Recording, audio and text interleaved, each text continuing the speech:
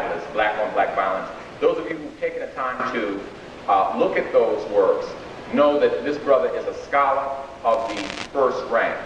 And usually we only talk to scholars of the second rank.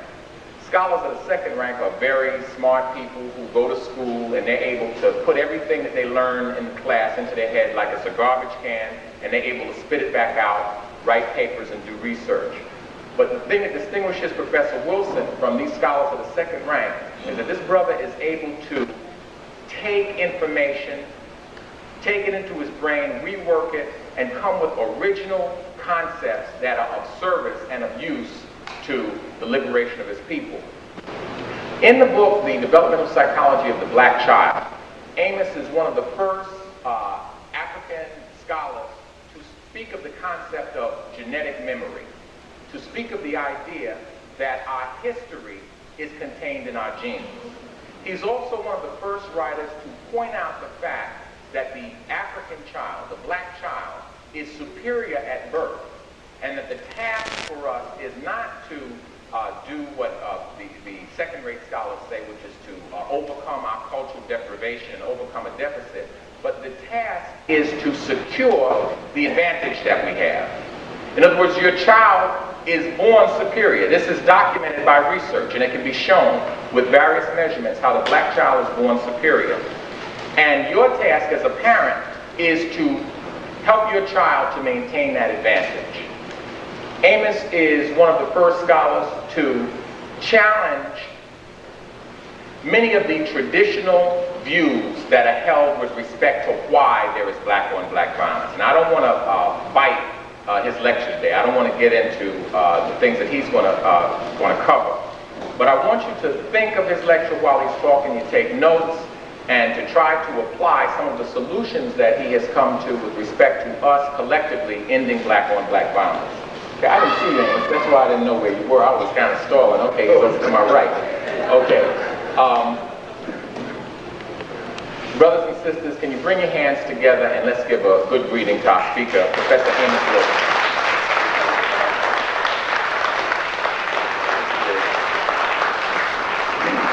Thank you very much for your welcome. Thanks to Scimitar for the invitation. And it's a pleasure to talk with you here again today. I'm going to talk a bit today here about black on black violence, causes, effects, and cures. Related to my current publication, Black on Black Violence, the psychodynamics of black self-annihilation in service of white domination.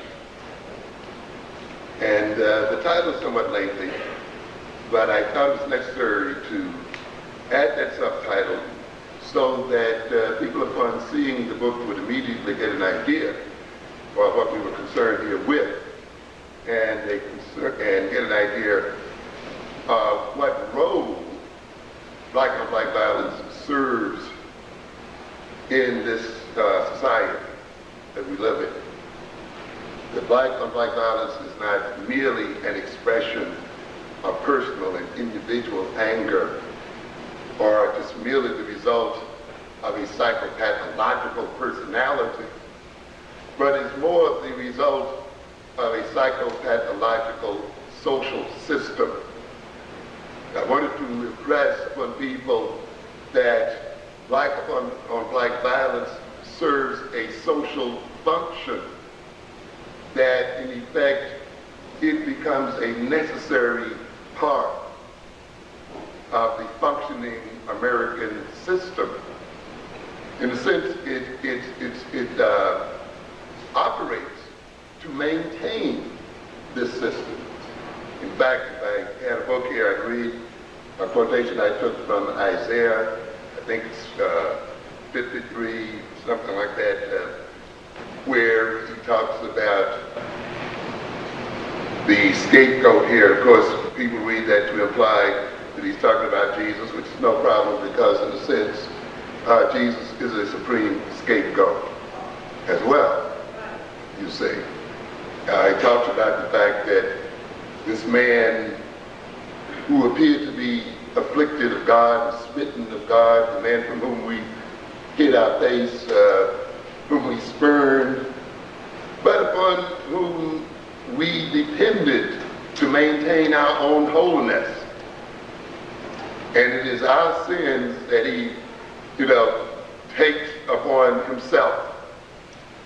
In other words, the sins of this country, the sins of this society, are placed upon black people, and in particular the black male. And that black male is then used as a scapegoat and a vehicle for the sins of the society itself, and consequently helps to maintain particularly the white American society. And I want us to keep that in mind, or otherwise we'll fall into a trap of blaming the victim and ignoring the source of the problems. This is a complicated subject, at least it would take some time, so obviously I cannot go into great detail about it. So today I'm essentially going to offer an outline of what I see as some of the causes, effects, and cures for black-on-black violence. Hopefully then you will keep this outline in mind and meditate on the outline and fill in the details, which I will not have time to talk about today. The thing that I try to emphasize again and again is that when you talk about black issues regarding African people, that you talk about them in terms of the context in which they occur. Many of us who are well-intentioned often get involved in discussing issues confronting our communities, in exploring solutions to the problems that we discuss, and find often that our solutions do not work as well as we would expect them to. This is often the result of the fact that the discussion takes place outside of the context of the reality in which we live as people.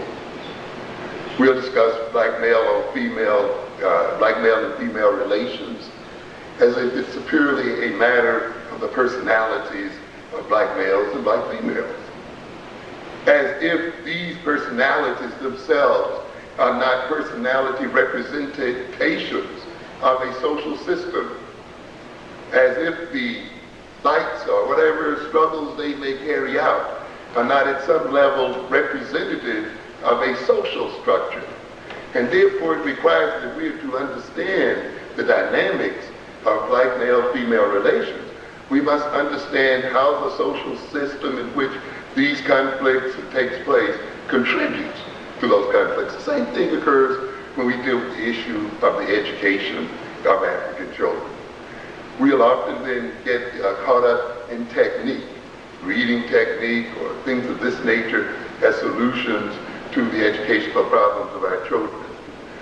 When we fail to ignore, when we don't look at the social context, we will see then, despite the fact of all of the techniques we may project, we still have educational problems. The same thing then must be looked at when we talk about black-on-black violence, or so-called criminality. It becomes dangerous not to look at the context of that so-called criminality of violence. We must recognize that crime of violence and violent expression, these are social products. People don't rob for the same thing in different cultures. They're not motivated to achieve the same thing in different cultures. In other words, the very objectives of a criminal activity, the very objectives of violent activity is socially determined. So what people rob for, or what they decide to steal, or the kind of black market activities they enter into and so forth, is determined by the cultural context in which they live, which indicates then that at bottom, the source and motivations of crime and criminality and violence and so forth is socially rooted. If you ignore the social context, then you will get engaged in blaming the victim. and seeing then certain people as innately criminal. And of course, this is what this society would like for us to do, so that we can engage in self-blame and not deal with the system itself and the contribution it makes. It wants us to engage in this kind of thinking so that we can no longer perceive those that lead the society as the true criminals, and to deceive us into believing that this society itself is not criminogenic. That is, it is not the source of crime. Black-on-black violence is a manifestation of white-on-black violence. And to a great extent, it is a reaction to white-on-black violence. America is founded on violence.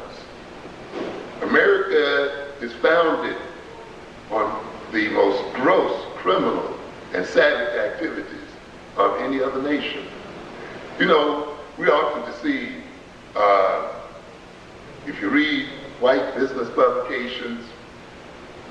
In fact, one evening I was with a couple of friends and we were looking through the New York Times magazine, and they were talking about business organization, management technique. And if you looked at it closely, it would appear that the whites were saying, we are where we are because we have management genius. And we know how to manage businesses. And we've taught the world management skills, marketing skills, advertising skills, and we're just great business people. Then another friend of mine, though, indicated, but they didn't tell you how they just came over and at the end of a gun took this country. And that the ultimate basis then for their being in business is not management skills. It's not the fact that they have MBAs from Harvard and Yale, or the fact that they go to the Wharton School of Finance. That's far after the fact that these people engage in wholesale murder, wholesale rape and robbery. And this is one of the realities, you know, we have to learn as people. We don't want to face the harsh realities of the way the world operates. And we don't want to look at nations and societies and their origins and recognize that when you look at them, you will see them originating in theft and robbery, rape and murder. Those of you who even read the Bible will look and see the Israelites taking another people's land. Even though they said they were promised that land, they still had to fight and they still had to run the inhabitants out. The inhabitants didn't say, welcome Israelites, it's yours, we're going somewhere else. No, they had to fight wars. And you'll see later on, some of you heard Reverend Butts talking this week, of where their God told them that they had the right to go into other nations and kill everything living. Cats, dogs, mules, cows, the whole bit. And wipe them out completely. And if some of you know the story of Samuel, you will see what happened there to King Saul when he decided to bring back some animals. And Samuel says, what? I told you to kill what? Everything. And Saul said, well, these are nice, you know, how can we kill all of these? He had nerve enough to bring back the king of the country. He says, no, the rule was what? You destroy everything. And he sat there, and I believe it was Samuel sat there and chopped the king up right on the spot. And of course, Saul was punished with madness and everything else. What am I trying to say? That we often forget origins. And we often forget that the origins of nations becomes a part of those nations' character. Just as our individual origins as children, and children in families, and children in communities, becomes a part of our adult personalities. The past still remains with us and an operating part of our present. So we see then the origin of America in the murder and the destruction of nations. America began as one of the most dastardly crimes against humanity that has ever been visited upon people. That origin is still in America today. It is the refusal of this society to face up to that original murder and death. It is this society's ongoing attempt to rationalize its killing and murder of Indians that has skewed its whole consciousness today, its morality and its values. They have sought to cover over those criminal activities. And in covering over those criminal activities and denying the original criminal activities, in rationalizing those criminal activities, they lie to the people of this nation, and they create a false consciousness and a false sense of reality in the people of this nation, and consequently they continue their crimes, and they stimulate ongoing crime within their own society. The other origin of this nation, of course, is the enslavement of our people, the extortion of the labor from our people, the manslaughter of our people as they came across the Middle Passage, the misuse and abuse of our people. This nation then was found upon the degradation of two major sets of people, Africans and Native Americans. This country today is still trying to deal with its origins. Someone tells me this current movie, what is it, Dancing with Wolves? You'll see a nation going through the same kinds of attempts to cope with guilt and conflict as you see in individuals. One of the mechanisms individuals use when they're dealing with conflict and traumatic events in their lives, of course, is fantasy. And in a sense, we can look at movies as a type of fantasy. They have never come to terms with what they did to Indians. So now, of course, they're going to try to repay their debt for the dastardly deeds they did by running a movie and projecting the image of the Indian in a positive sort of way. I haven't seen the movie, that's what they tell me that they're trying to do there. You see? But fantasizing and getting engaged. So now, instead of movies where the cowboys and the other people just go right out and slaughter them, and use a theme that's quite interesting in and of itself, that is, we killed the Indians because they were savages. We never quite think about the irony of that kind of statement, right? In other words, we savaged them because they were savages. We killed them because they were savages. And many of us sat in movies and took that philosophy in. So the people who were doing the killing and the murdering of a whole nation were doing it for the good. And so we get the phrase, the only good Indian is a what? A dead Indian. You see. And now we see the nation wrestling with these fantasies, renaming the Indians and doing movies and so forth, but it won't wash. It won't wash. We see again then the fantasies that it plays with in terms of African Americans. Now what am I saying then?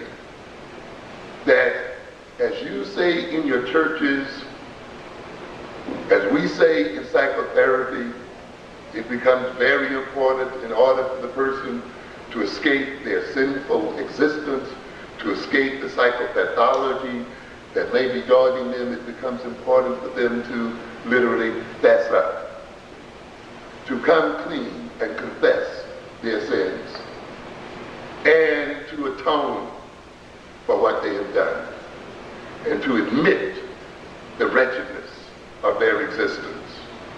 However, as long as the sinner, as long as the neurotic continues to deny, continues to distort, continues to rationalize, they, in a sense, then continue to cause abuse and trouble. And they continue to do harm and violence to people with which they're in contact. So, in a sense, then, since white America has not yet admitted its sinful nature, admitted its criminal nature, since it tries to rationalize its basic criminality, it must then continue to project criminality on other people. It must, in a sense, tried to make African people responsible for their own enslavement, just as it tries to make the Indian responsible for their own decimation. In other words, then, you have a racist psychological character assassination that is ongoing. The continuing assassination of African people, which you're talking about here today in terms of the Post and other newspapers, the continuing assassination of African people on radio, TV, magazines, and every medium is an attempt for whites to continue to justify the original crime of enslaving and abusing black people. And consequently then, as long as they can assassinate the characters of our people, as long as they can project that we are innately criminal, that we are innately inferior, they can feel justified in terms of what they have done to us and what they are doing to us and what they will do to us as a people. In order to deny their own criminality, they must then project that criminality on to other people. And you will see then a standard feature of white American society is that of projecting criminality on non-white people. Black people, Indians, Iraqis, it doesn't matter. As a matter of fact, a part of the New World Order is to demonize the third world and use that world as a means for attacking it and exploiting it and maintaining empirical control over it. And it will do that by demonizing and criminalizing non-white people. We've seen it in Panama, we've seen it in Grenada, and as I mentioned, we've seen it in Iraq. And now you can bet your bottom dollar that these people are in search of other enemies at this point. Because you see, ladies and gentlemen, the military-industrial complex is a complex that needs a chronic enemy, because that complex has become so vital to American economic stability. And so consequently, the nation literally has to stay in a permanent war mode if it's not to undergo drastic reorganization of its social and political system.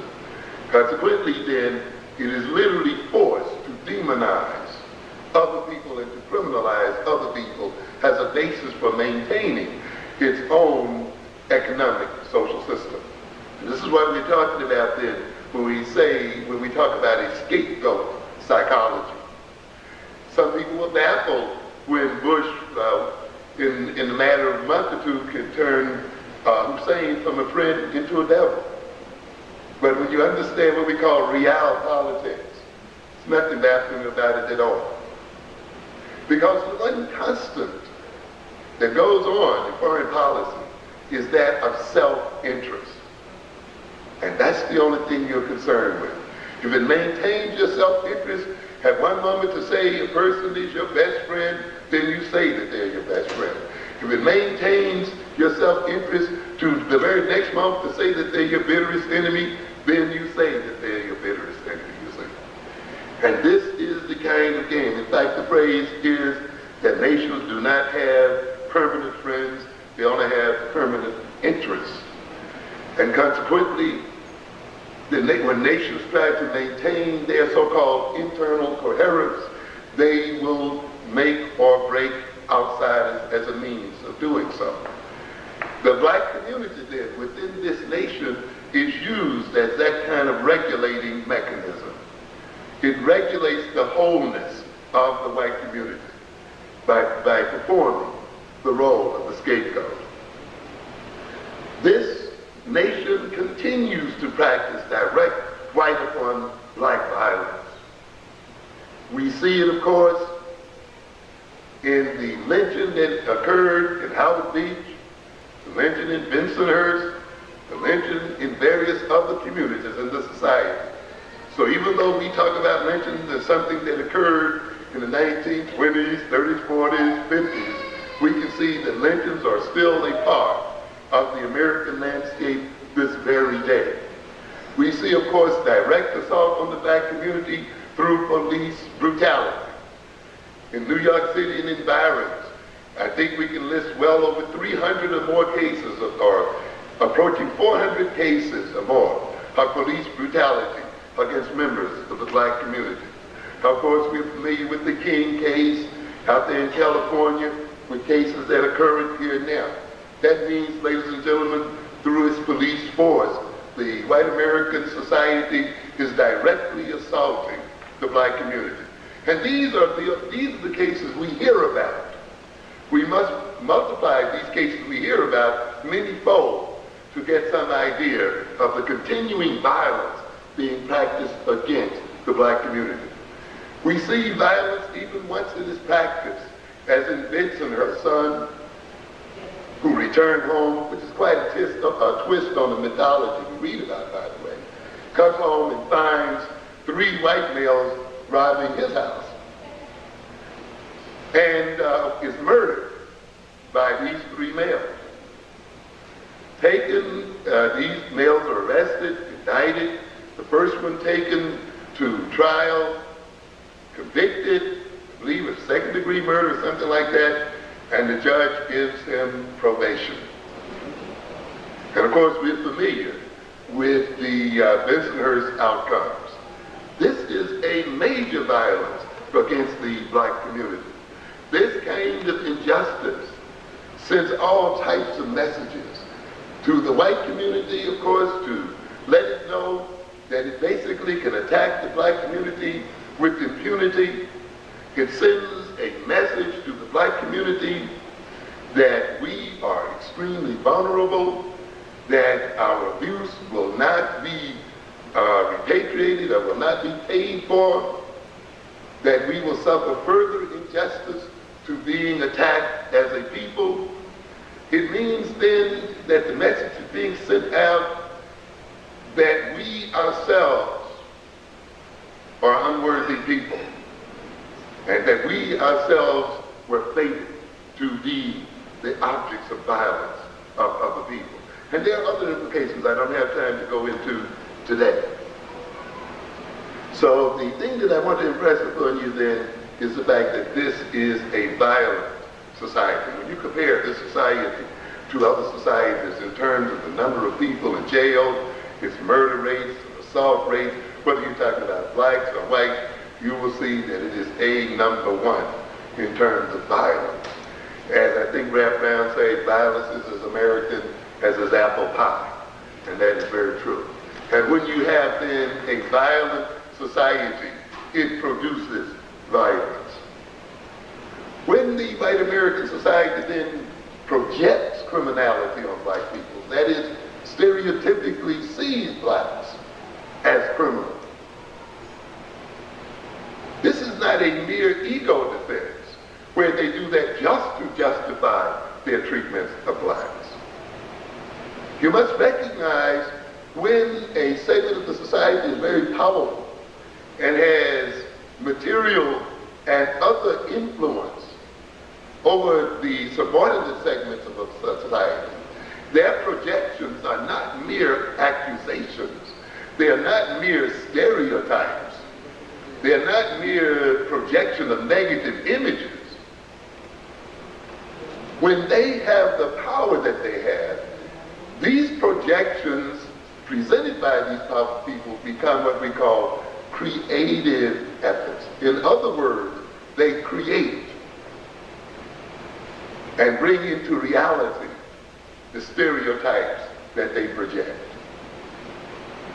Because in deceiving themselves and in making themselves perceive the black community as a criminal community, as an inferior community, in controlling then job opportunities, in controlling other material aspects of black life, in controlling education, in controlling health services and so forth, they then will organize these services, they will dispense these services, these jobs, and these opportunities in line with their projections, in line with their perceptions, and therefore they will create the material, social, and psychological conditions for driving large segments of our communities into criminal behavior.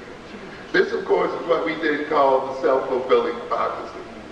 Once the so-called criminals are created, then they use their concrete existence to confirm their projection in the first place and to justify what they were doing in the first place, and now you get caught up in a vicious cycle and a loop out of which it's difficult to break. And this is the kind of game that we are caught up in.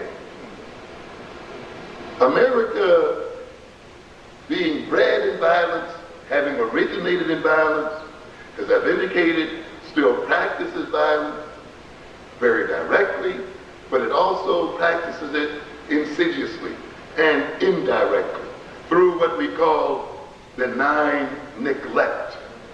I think that's Moynihan's term, right? Benign neglect. How can neglect be benign?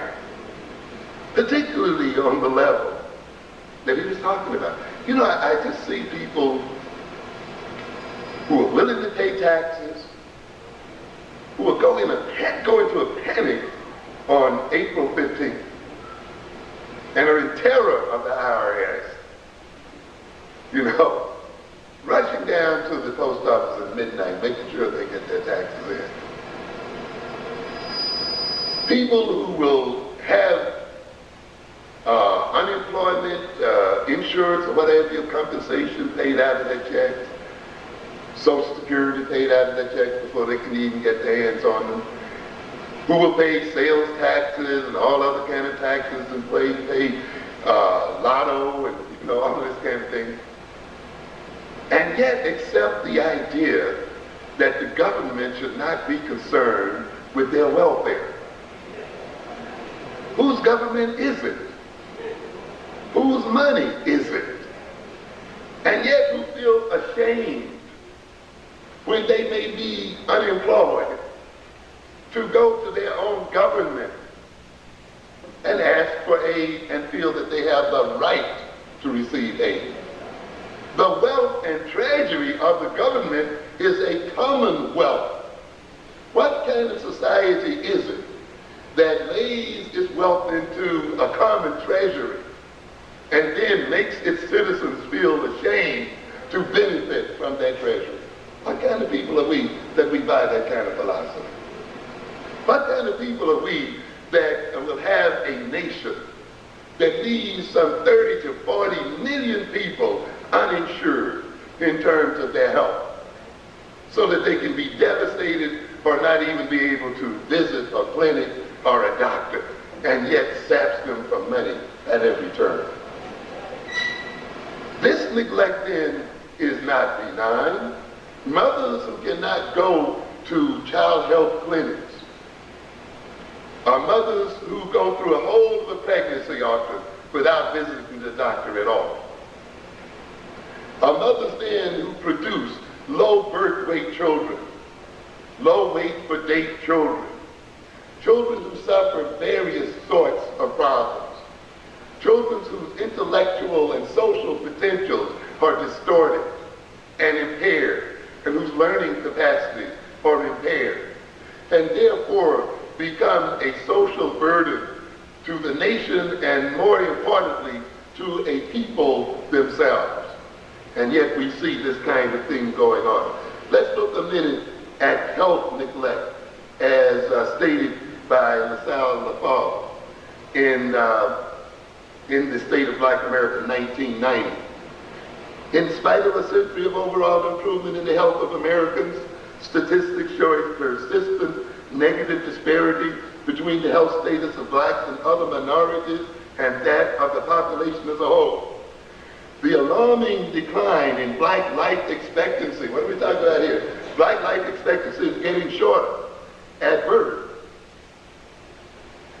Over the last several years, emphasizes the fact that life expectancy at birth for the nation's black populations stands now at a level achieved by whites over 30 years ago. What are we saying here? That our life expectancy is at the point where whites were 30 years ago. So what kind of progress are we talking about? And it's going backwards, not forward. This is the result of so-called benign neglect. What are we saying then, ladies and gentlemen? That people are being killed and murdered and abused in terms of neglect. You see, original violence, which was direct against the Indian and direct against the Africans, we would have some people say, well, you know, that was back then, you know, it has nothing to do with it now. That's not true. What happens in the evolution of persons who've experienced traumatic events early in their lives is they go through what we call a repetition compulsion. They continue to create violence, but it's a violence often that's covered over by other things. But when you look deeply into their personality and their behavior, you will see that violence is still a part of their life.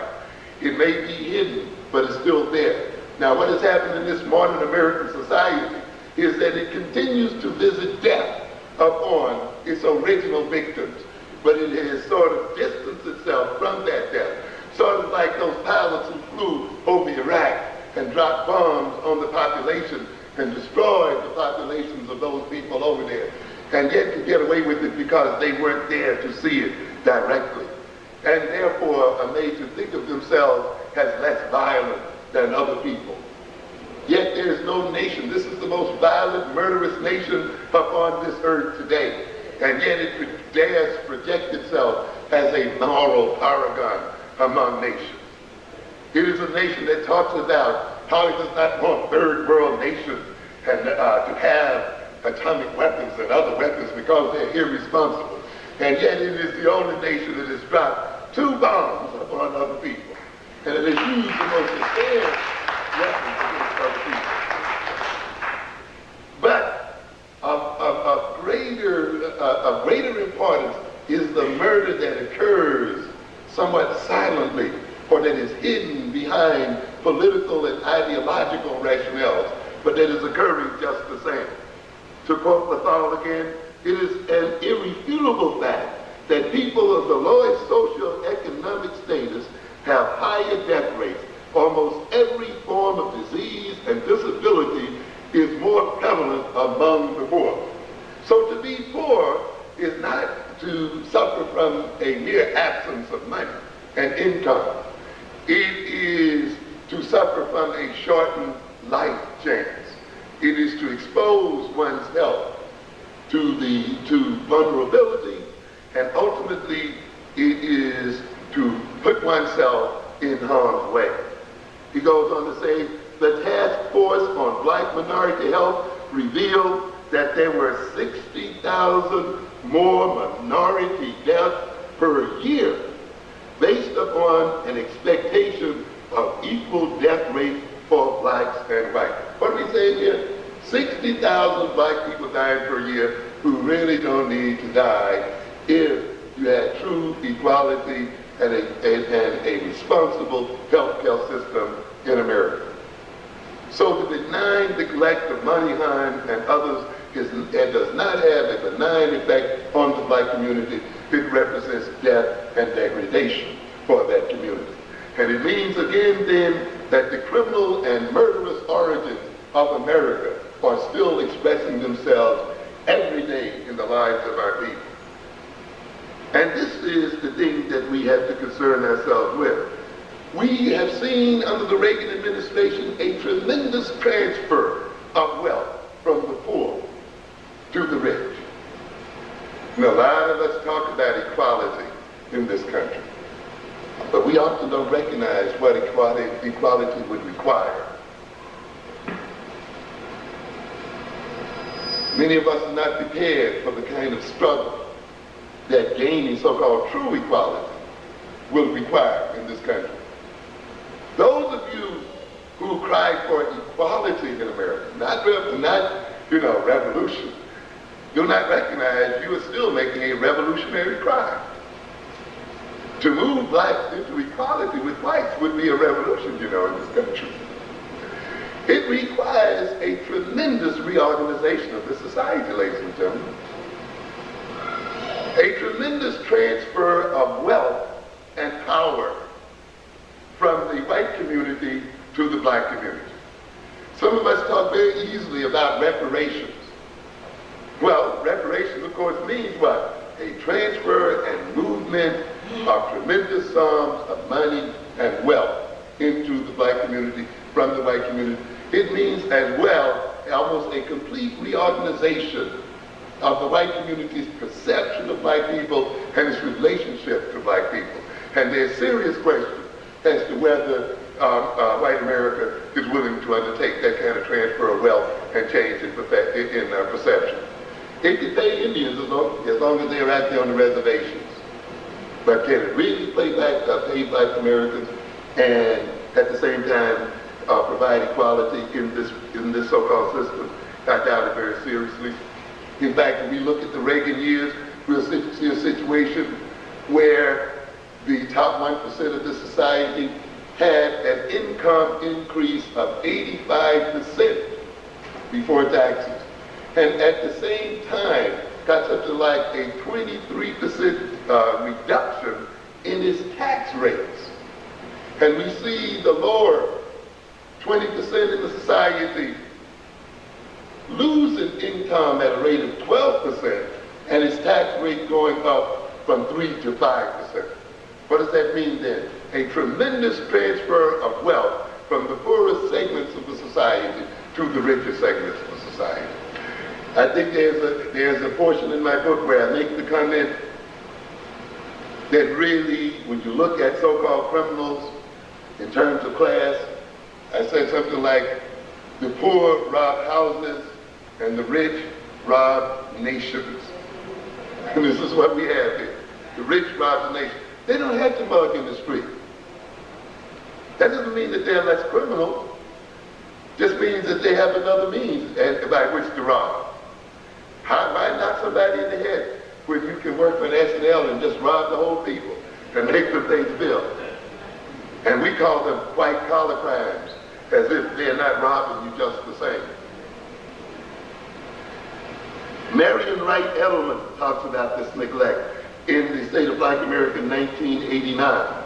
Despite significant progress in reducing U.S. infant mortality rate, the rate for blacks remains twice as high as that for whites.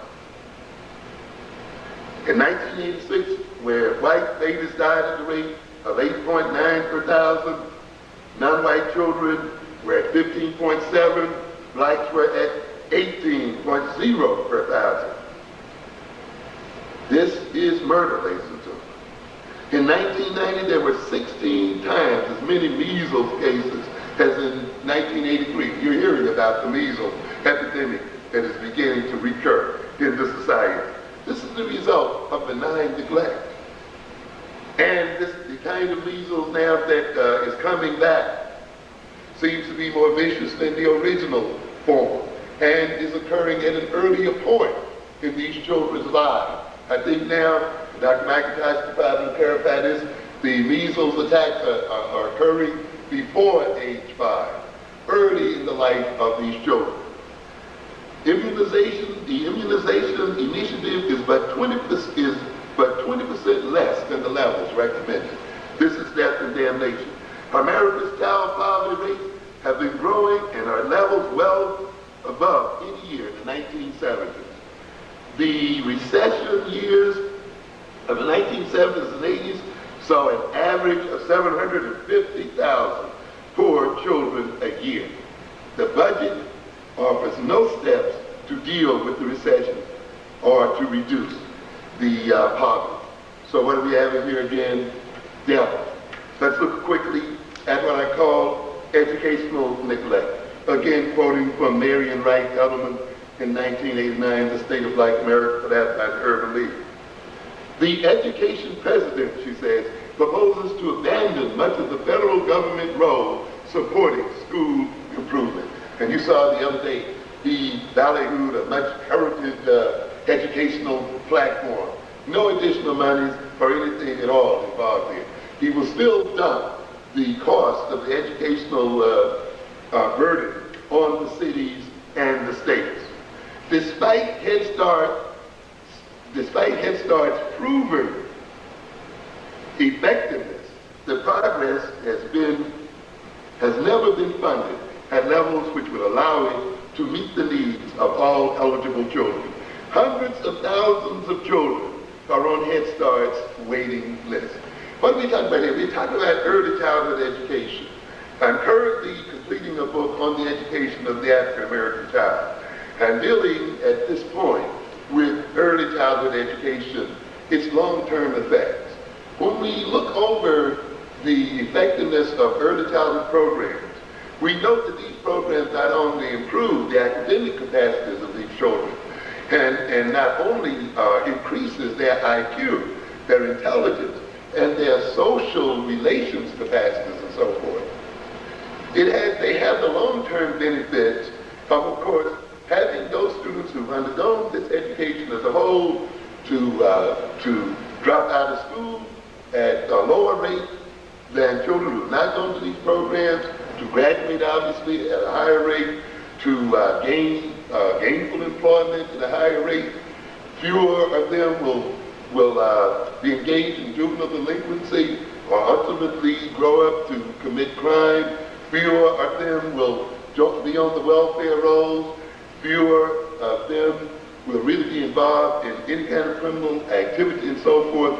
In other words, we find that investment in early childhood programs pays off both academically and socially, and pays off in terms of pro-social behavior on the parts of those people who attend those programs. Yet this government has chosen not to fund or to drastically underfund those early childhood programs. Over 86% of American children from all income groups are educated in the public school system, yet the public schools are failing to educate. Poor teens are 4 times as likely to have poor basic skills as are teens with family incomes above poverty. Yet we have a nation that does not make a national policy of seeing to it that none of its families fall below the poverty line. A negative income tax or other kinds of policies could be used so that we could ensure that no family in the society falls below the poverty level. Yet, believing in laissez-faire capitalism and Reaganite conservatism, we permitted then the leaders of this nation to project a careless attitude toward the population and therefore abuse our people and create criminality in our people in the name of so-called the market economy. Among teens living in poverty, more than 6 out of 10 black teens fall in the lowest quintile of the skills group, that is the lowest 20%. Youths who by age 18 have had the weakest reading and math skills are 8 times more likely to have children out of wedlock. So what we talk about is these children we undereducate, these children we miseducate, these children whose early education is not invested in are also those people who will grow up to have the most children themselves. As a matter of fact, they are the group that's essentially keeping the race alive. Yes, because us middle classes don't have many children if we haven't any at all. We don't really reproduce hardly our own class. And yet we're letting people produce and maintain the race who are the least fit in many ways from a cultural point of view, who are the least supported by the society, their children. This is a violence against the black community, and it is a condition for creating violence in the black community. So we say that they are 8 times more likely to have children out of wedlock. They are 9 times more likely to drop out of school before graduation. 5 times more likely to be both out of work and out of school. And let me say something about this out of work situation.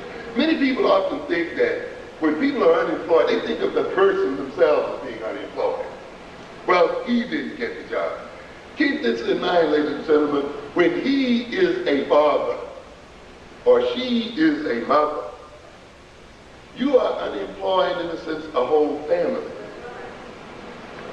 When a young man is not getting a job, you're talking about a young man who, though he's had a child out of wedlock, cannot marry because of the uncertainty of his income or the instability of his income. Not only then is he reluctant to marry, or is the woman reluctant to marry him because she doesn't see any material gain as a result of marrying him, or the system organizes its support to her in such a way that says, in a sense, you have to keep them outside in order to get minimum support. In addition to that, a psychology is produced within the family. When a man is unemployed or a woman is unemployed, there is a psychological dynamic that develops in the family. The man's dealing with his own masculinity, his own inability to provide for his family, his concern with his authority, which is based on his ability to provide. The attitude often of the woman, he's still thinking often that he should be the final word and the final authority, until one day she tells him, I'm earning the money in here. And I'm the one who's responsible for keeping this family alive. So, you know, he has to sit back. Now, out of that, of course, often comes a man who's going to insist that he's the last word, and often may insist in a way that brutalizes or abuses the wife and creates all kind of psychological abuse within the family itself. What am I saying here then? In a system that does not provide for the employment of this population and does not support those that are unemployed due to no fault of their own, that system creates negative family dynamics. It creates stresses within family systems.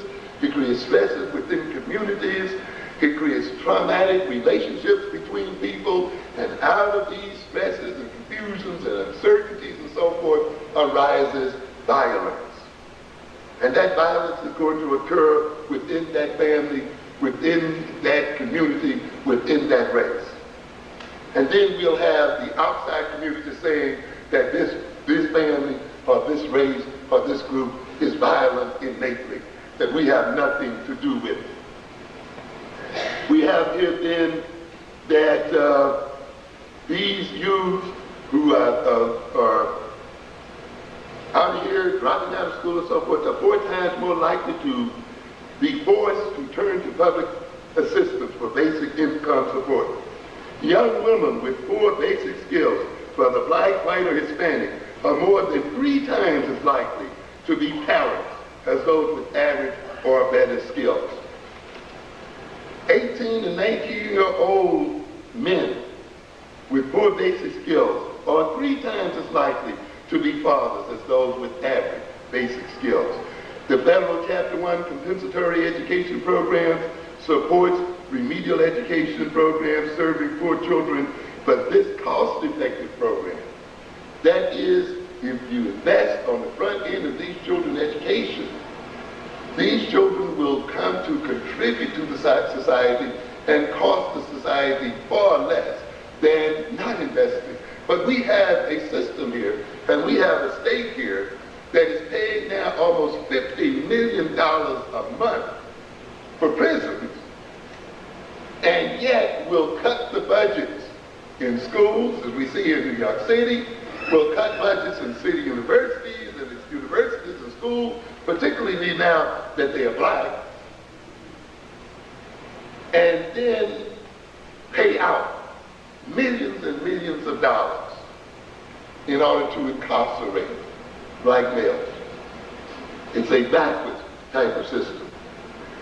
By investing, and they're willing to pay from from $30,000 to $50,000 a year per inmate to put a black man in jail, and they have millions of them in jail. As a matter of fact, so many that they could make up a city as large as Detroit. They're willing to make that kind of investment, but will not invest $4,000 a year for a child and reap the benefits thereof, which lets you know, ladies and gentlemen, that there is a deep factor of racism involved in the way the government dispenses its income. Time is going rapidly here. Let's see then. So they fund these programs to only about half, for only half of the low-income students in need of its assistance. Between 1979 and 1985, federal funding for Chapter 1 dropped roughly 29%. Chapter 2 served only 54, Chapter 1 served only 54 students for every 100 poor school-age children in 1985, down from 75 students in 1980. So, 1980, yes, we're getting a regression. So let me sum up this segment here. What I have said so far then is that America originated in violence, and that violence still expresses itself in both direct and indirect ways. It expresses itself in the form of so-called benign neglect. It expresses itself in terms of the cutting of programs, the transfer of wealth, the underfunding of education. It expresses itself by the kinds of psychological dynamics it creates within the black families and in the black community. It expresses itself in terms of the general values of this country. We don't have time, of course, to talk about the nature of this so-called market society, which projects personal gain, selfish gain, above the common good. Reagan, of course, projected this kind of philosophy perfectly, and the 80s was the generation, was the decade of the me generation. It produces desire, and if you have a chance, you read in my book about the production of desire, how the society creates desires in our people that it cannot fulfill. Makes them think that they are nothing if they don't have an 8-ball jacket, or they're nothing if they don't have a certain type of sneaker. They're nothing if they don't drink Pepsi, or this or that, and yet robs them of the capacity to purchase the very things it says is so important to their self-esteem and their sense of self-worth. This is a trick, and this trick creates violence.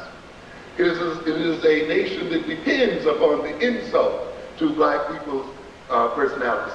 How many of you seen Mother's, what is it, Mother Love? This new show or something? Yes, good, good. What I heard, I haven't seen it, but what I heard is it's a miserable show.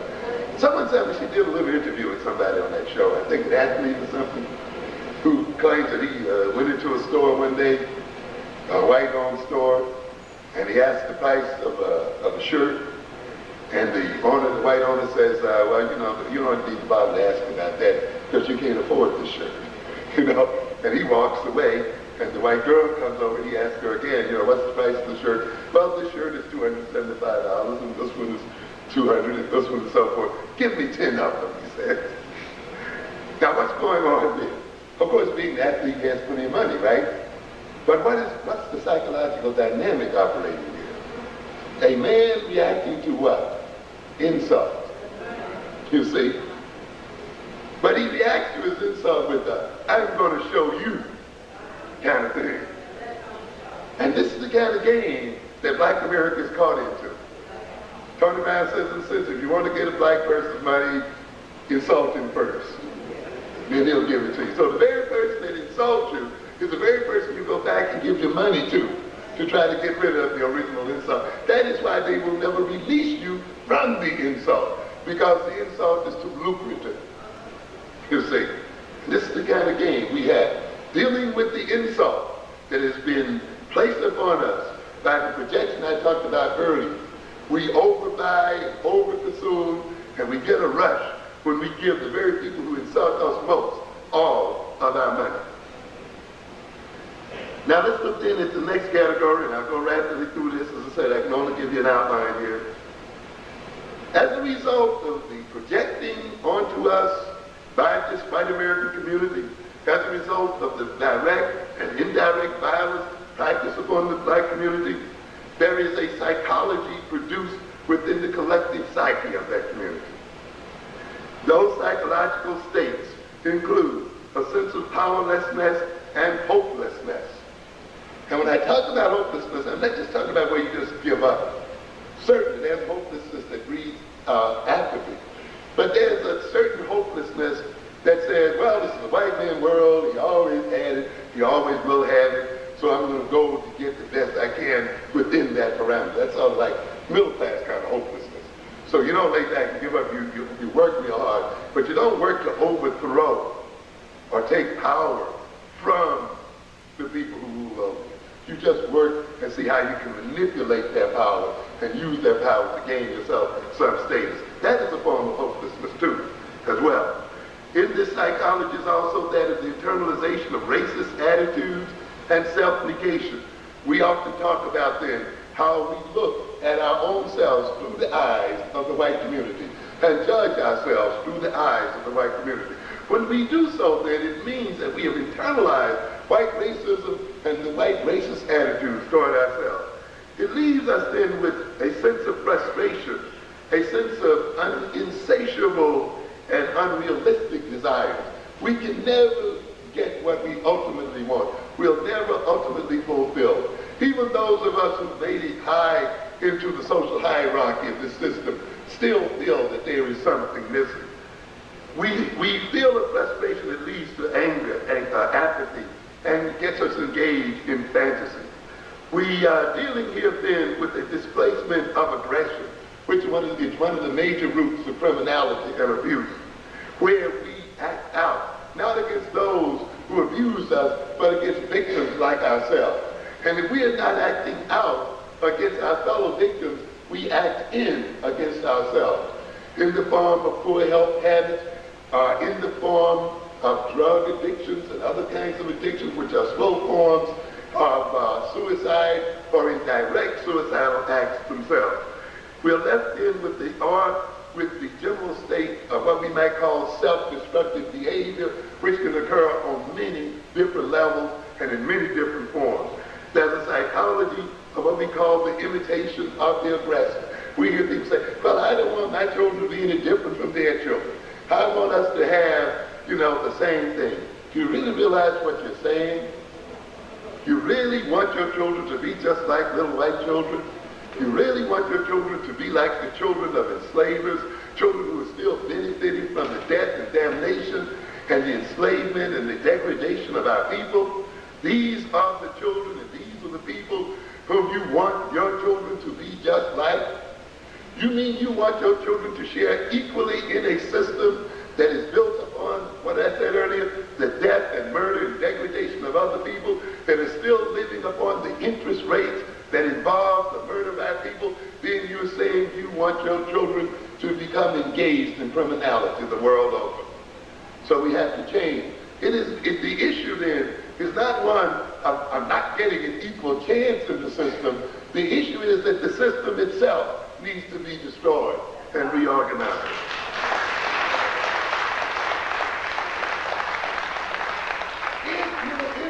If you're going to imitate white folks, then you become a part and parcel of that criminality. And that's why our black men and women were in the Middle East. That's why our black men and women in Grenada. That's why our black men and women were in Panama. That's why they'll be in Africa or anywhere else they decide to land in our black men and women. And one day, ladies and gentlemen, if you let them go to war against black people in Panama, if you let them go to war against black people in Grenada, if you let them go to war against non-white people in the so-called Middle East and black people there, and go to war in Africa against black people, you're going to look up one day and your own sons and daughters will be going to war against you here in America. Check it out. Because the psychology is already okay. So we have to recognize then this imitation of whites is not a healthy goal for our people. And therefore those who imitate whites, and I show in the book there that the black-on-black violent criminal is a white racist man in blackface. When you look at the psychology of the black-on-black violent criminal, you will see that it is the same psychology that motivates the white racist. It is the psychology of the people who killed Indians. It is the psychology of people who enslaved black folk.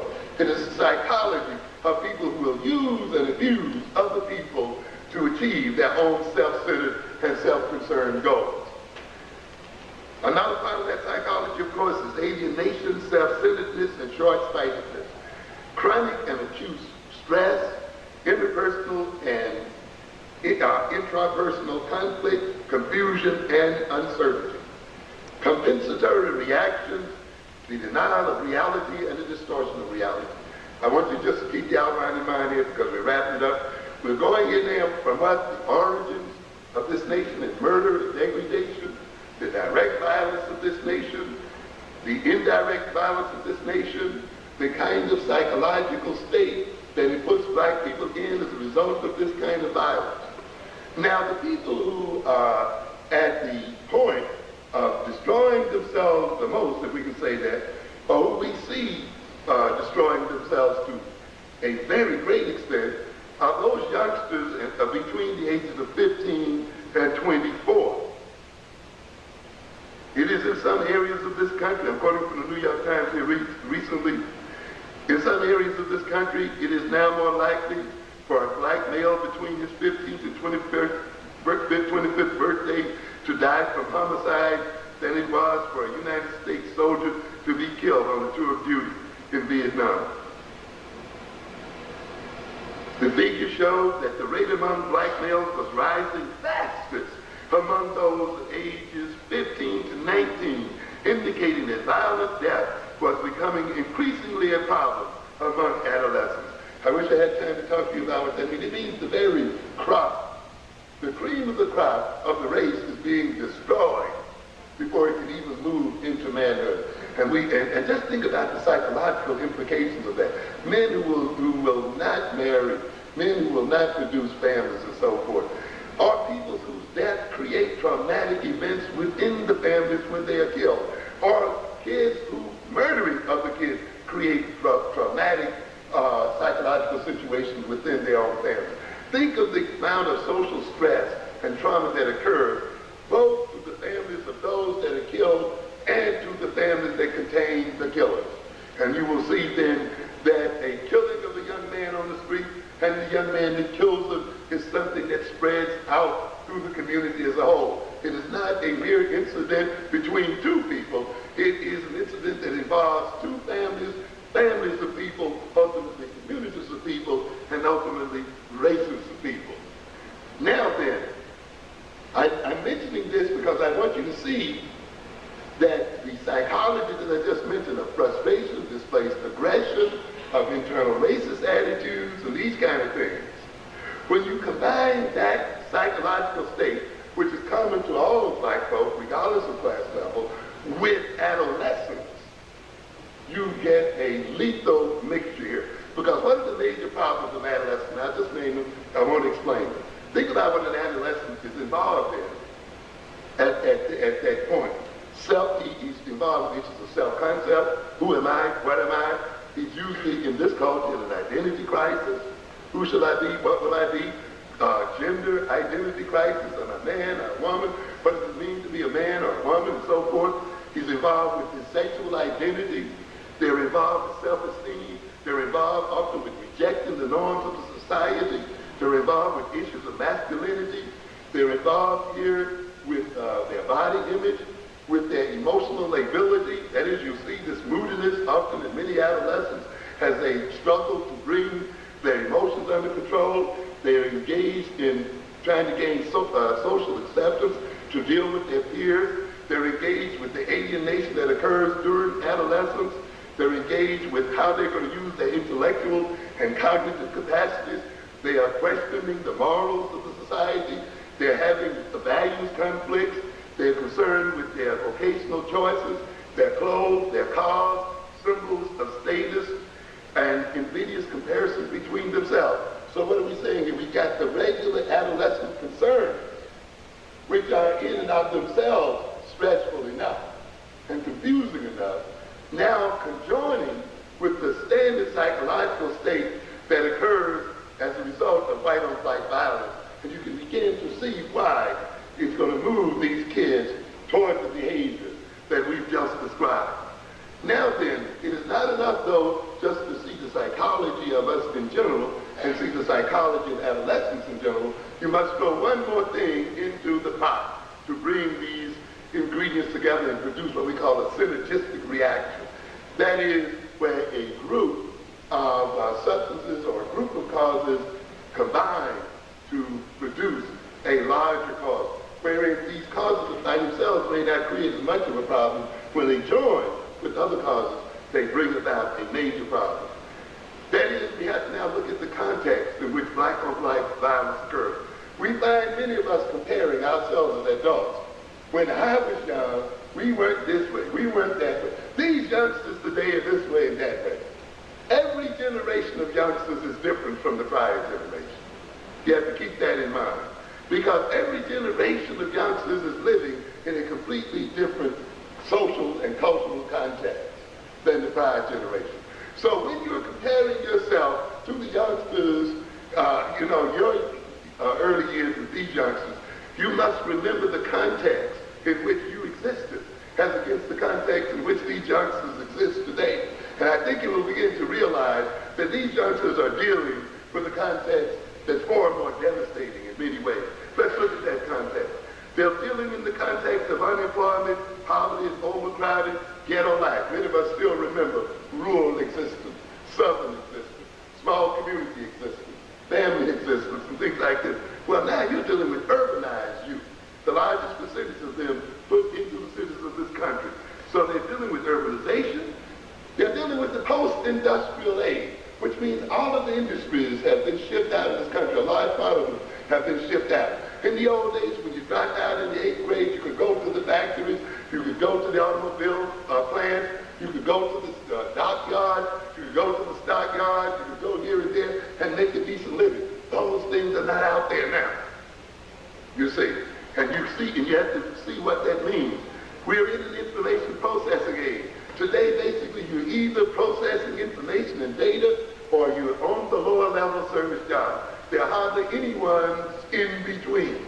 And the black community is getting ready to be crushed again because this country is making a treaty with Mexico and Canada where it is getting ready literally to ship out the rest of its industries and leave this country almost completely de-industrialized.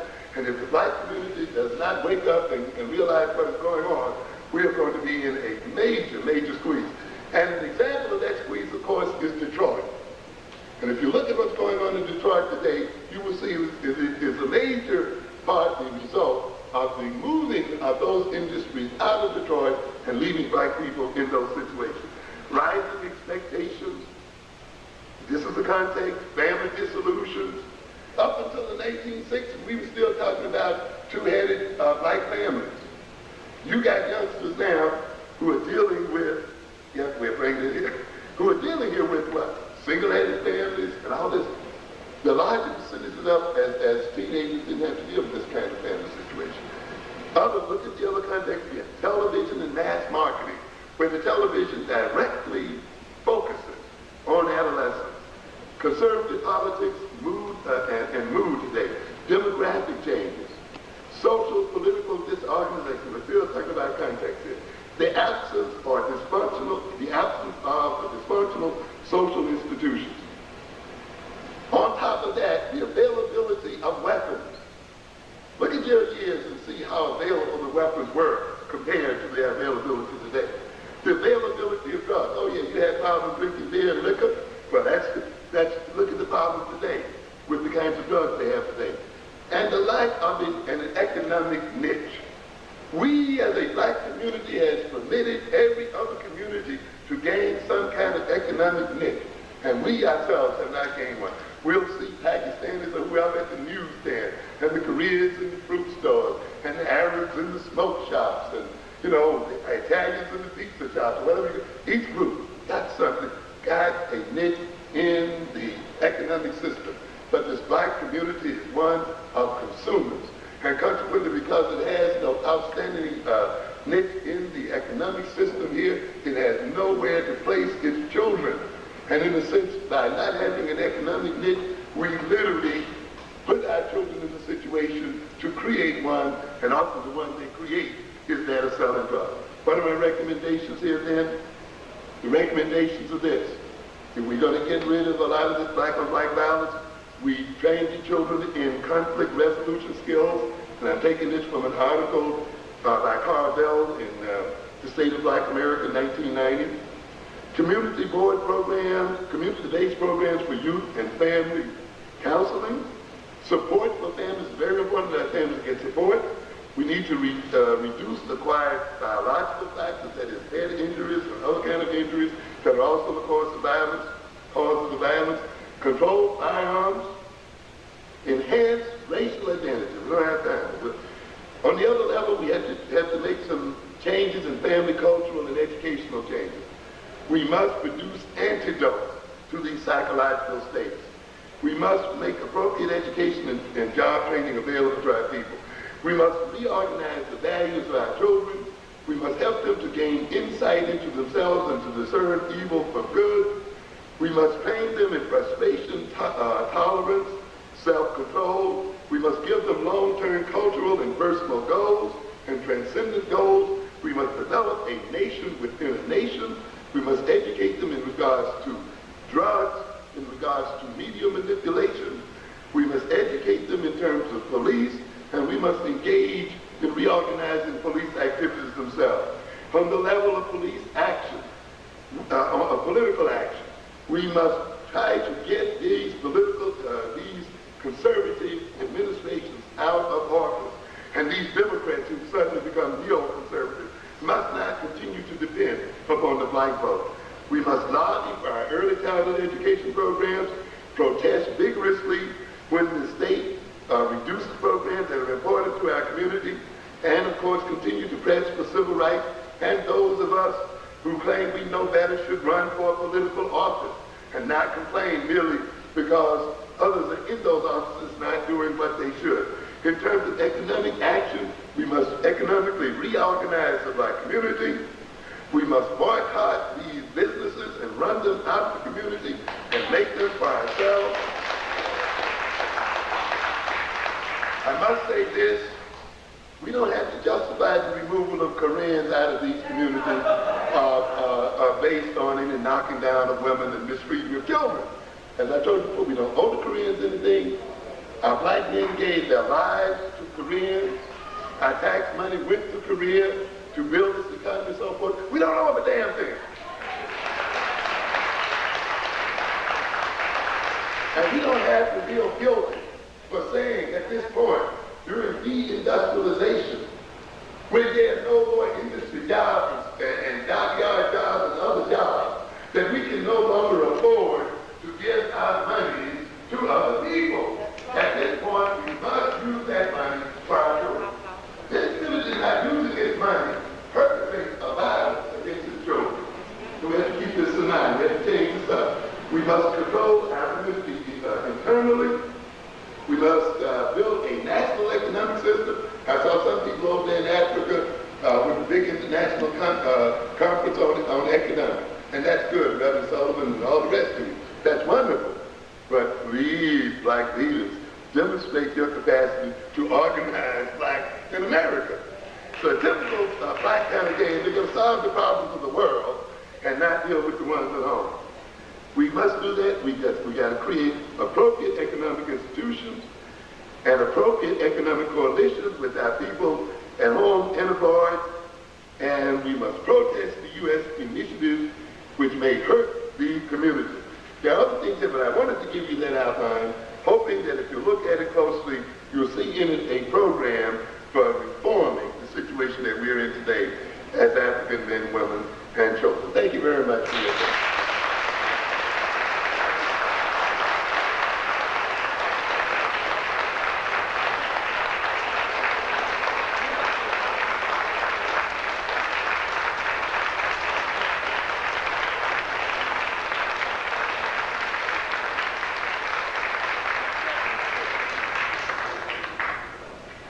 Amos, I want to thank you so very much for that marvelous lecture.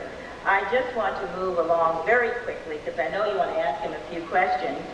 I want to encourage all of you that like what we're doing to support us by joining SMOTEP, by becoming a member. You see Sister Almeda Coleman on my right. Also, we've got to be out of here by 4 o'clock, so we're going to do as much as we can so that we can be out by 4 o'clock. These are the orders of theater, and we must comply. I'm going to bring Brother McIntosh back to the microphone, and while he's coming, this is a copy of Professor Amos Wilson's book. They're sold out, but I urge you to get a copy from Liberation Bookstore. Where else can they get it? And all of the black bookstores. All of the black bookstores will have it. Street vendors. Yes. Street vendors. So this is a copy of it, Black on Black Violence. I urge you to get a copy of it. Dr. McIntosh.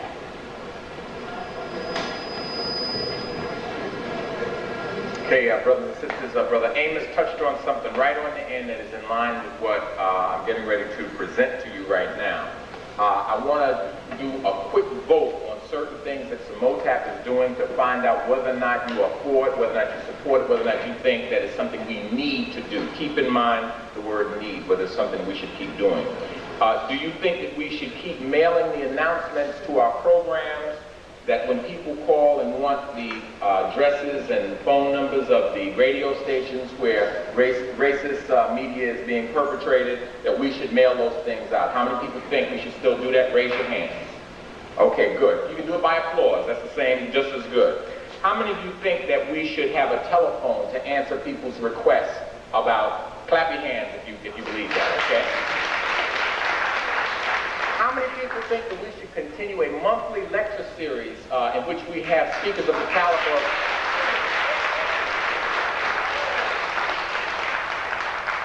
How many people think that we should have a big sign out front like we have in front of every month?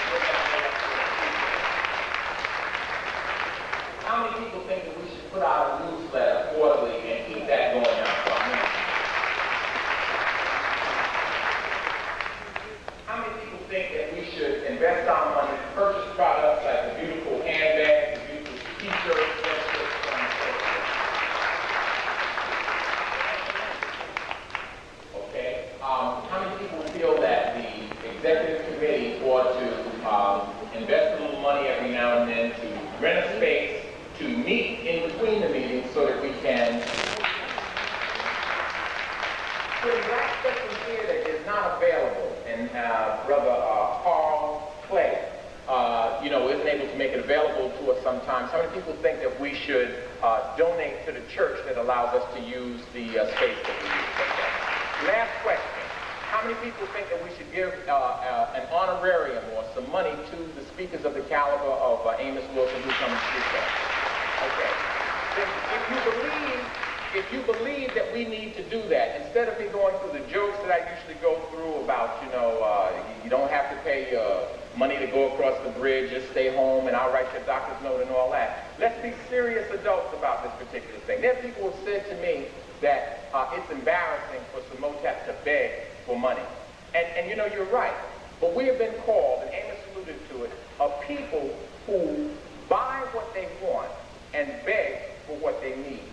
You have all applauded and told me that you believe we need those things that I just said. And because we need those things, I've got to ask you for some money right now. I'm asking you for some money, and I'm not at all embarrassed. If anybody's embarrassed me, please save your embarrassment for yourself. You're walking around with jeans with Calvin Klein's name on your butt and embarrassed about me. Be embarrassed about yourself if you're embarrassed about Samotap having to ask for money. We have to ask for money because we have these things to do, so that we don't have to go to the city or the state or the federal government or go begging anybody to let us stay in there. We're going to have a roof over our heads. Now because we've been pushing the building fund, we haven't asked for the money for our operating expenses. I just did a review for you. The telephone, the message service, the mailing, the newsletter, all those things are things that cost money, and we have to support it. If you're wondering where that money is going to come from, how many people out there have HBO? Clap your hands. Come on, tell the truth. Okay. One of our Samotap members, but he's very well known to most of you. He's an author, a writer in his own right, Claude Brown. Claude, would you want to...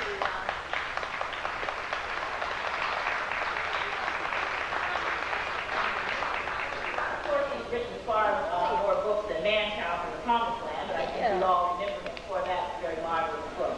He is here to hear his brother, Amos Wilson. He said he wouldn't miss it for the world. Brothers and sisters, I'm going to bring Senator Amos Wilson back to the microphone very briefly. What time is it? Someone please give me the time. Okay. We're going to take 3 questions. We're going to ask that you come to the front of the auditorium and line up, just 3 of you, please, because we'd like you to have the opportunity to ask questions. Yes, right here, right here. And I'll bring Amos back to the microphone as soon as he and Claude gets here.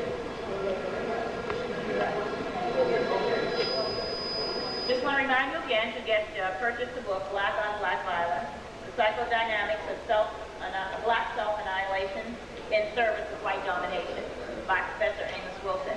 We're going to take our first question.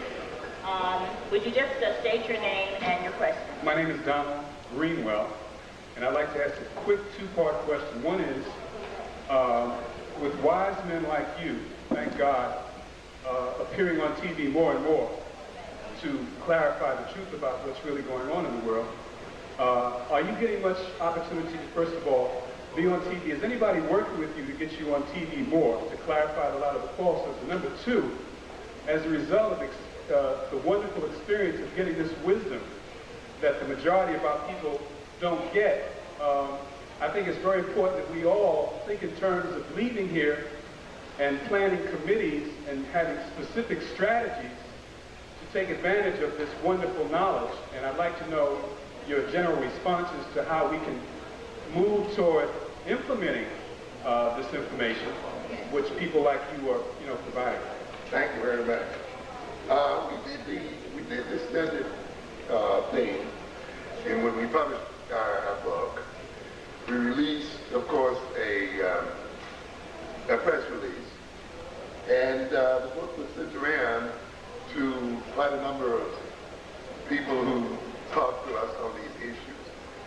As a matter of fact, what I did was to include a summary of all of the chapters, because I know often your hosts don't have time to read what you sent them, and it's tough when you go on an interview about your book and the host hasn't even looked at the hasn't even looked at the table of contents, let alone, and sometimes almost not at the title, and they come from left field. So we summarized chapters. I also sent a list of 15 questions, so that all the host would have to do is just look at the questions and focus very directly on issues having to do with black on black violence. So this was the package that we sent to the people who normally present us as the problems and issues we have to the black community. We're still waiting to hear from those people. I guess what the Bible says, and I don't want to call myself a prophet, but refer to that chapter in the sense that a prophet is more honored outside than inside. So it seems as if I can get TV interviews, radio interviews, and stuff like that outside of New York much more rapidly than within New York City.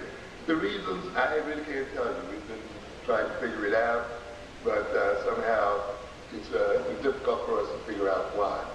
Perhaps sometimes I get a reputation of some kind of radical, the fact that I would call white folk criminals apparently upsets some people, and it's not quite what the world is ready to hear or put up with.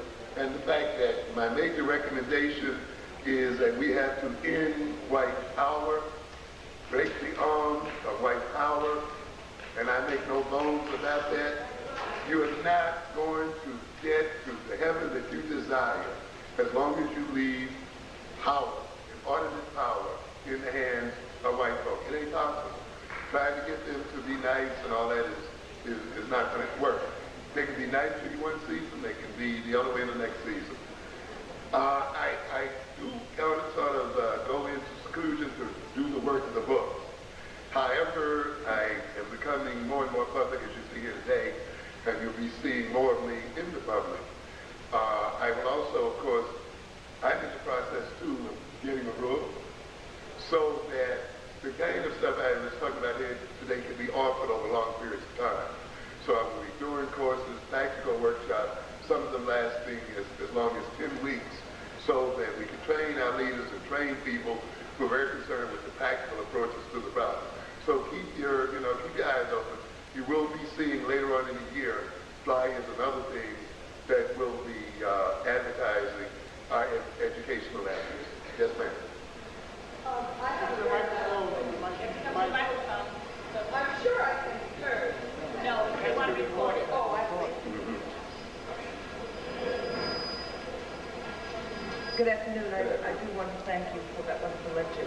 Do you have any feelings about that Pajama Institute? Yes. Would you speak on that, please? I feel very good about it. I have no doubts about it. I think it's an institution that's late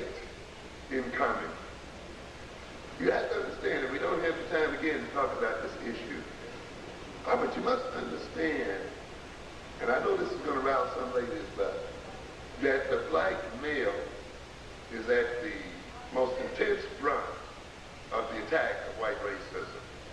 And for good psychological reasons, ladies and gentlemen, whenever you have a conquering force, a conquering army, and an army that wishes to continue to exploit a conquered population, it is the males who are going to be most intensely oppressed.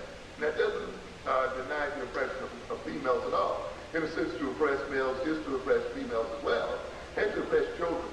However, because the male is seen as the most aggressive member of the species, the most likely, given the tradition that we have, to go to war against oppression and to be the warriors against oppression, they then will be the ones that the oppressor oppresses most.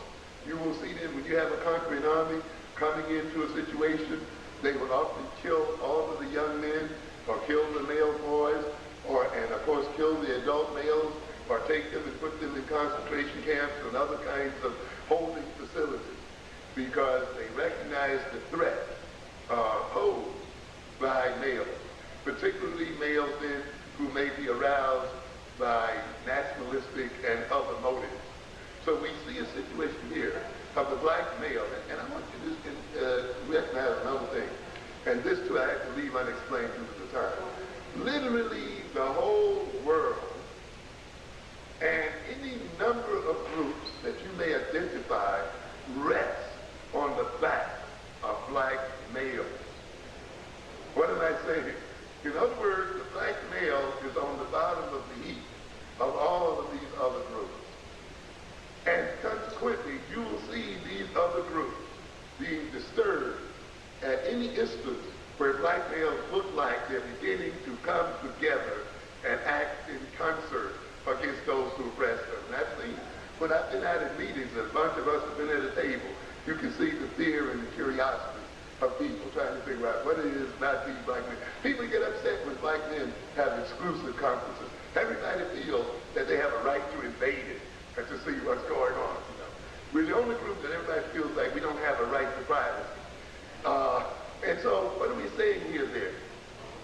That the black male has received special negative attention from this system. Consequently, that male has to receive special positive attention from the system. You have to also realize that within the African context, the black male has always received separate training from females. So we're not away from our culture, of our tradition. And that black male training for manhood within the African tradition was the best training for African women. It was not a training to oppress black women. It was a training to prepare those men to be husbands. It was a training to prepare those men to be adults, training to prepare them to function positively in their environment and so forth. And consequently then, our reinstituting this kind of training is no violation of our tradition, and it has very viable reasons why it should be done. One of these days I'll get a chance to talk to you about education and try to get you to understand the tremendous difference between African-centered education and the common education that you get out here today. It's very, very different. It's not enough just, and we should do it, introduce history into the curriculum. The education of our people must be reorganized from top to bottom, you see. And we don't have time. I wish I could talk to you about it. But the education of the black male, as Reverend Sharp said one day, I see people then object when these black males are in these special ed classes. You know, nobody objects to that. Nobody objected when the black males were in 600 schools, you know, for the emotionally disturbed and what have you. Nobody objects, you know, when they're in jail and in these other places. But as soon as you say that you're going to take them somewhere, give them a positive image, give them a positive self-concept and positive self-esteem, and you're going to train them in their history, you're going to train them in knowledge, you're going to train them in the knowledge of their enemy, you're going to give them skills, you're going to train them to have attitudes toward their families, toward their communities and everything, suddenly everybody gets upset.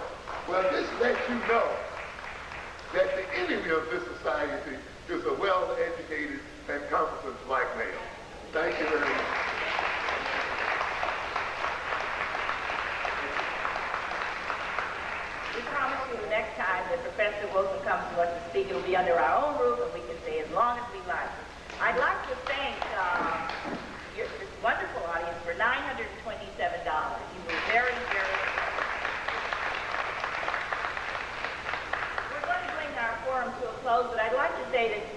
member that's sitting in the audience that is one of the original 100 who gave, the first 100 to give to the building fund, we have your certificates. They're all signed. So as you leave the auditorium, would you please go and pick your certificate up and also check to see if your accounts are in order. We thank you so very much for coming out this evening. We thank Black Spectrum, and we thank Ms. Najima for her assistance, and Carl Clay and everyone. And we look for you on the 18th over at Bethany Baptist Church. Get home safely.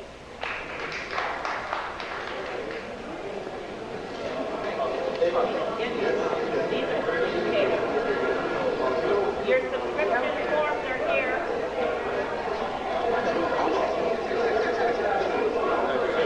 If you're interested in entering the contest, our forms are right here. Are you running? How are you? Thank you. You wanted to take today? Vanessa, let me ask you a question.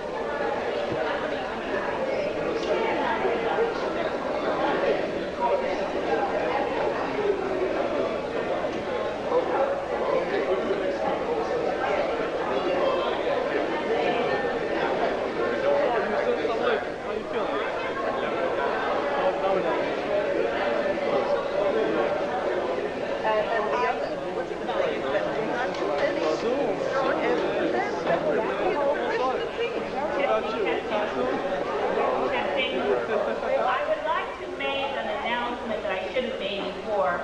The St. Albans Chamber of Commerce will hold a Memorial Day Unity Parade on Memorial Day.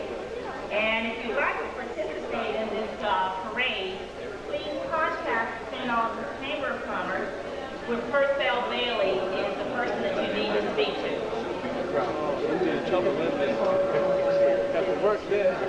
And if you'll go downstairs in the gymnasium, there's a wonderful flea market that's going on now, and they even have food if you're a little hungry. So visit the flea market.